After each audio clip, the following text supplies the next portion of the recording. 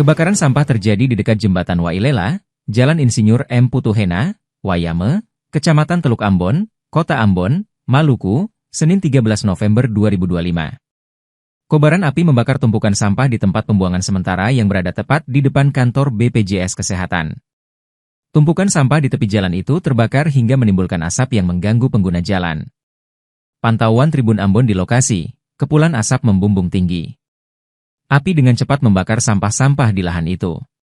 Alhasil, asap tebal dari kebakaran itu membumbung dan menutupi jarak pandang pengendara yang melintas di jalan tersebut. Sementara para petugas dari pemadam kebakaran juga berupaya memadamkan api. Sekitar 2 mobil pemadam kebakaran diterjunkan dari Pos Paso dan Hatiwe.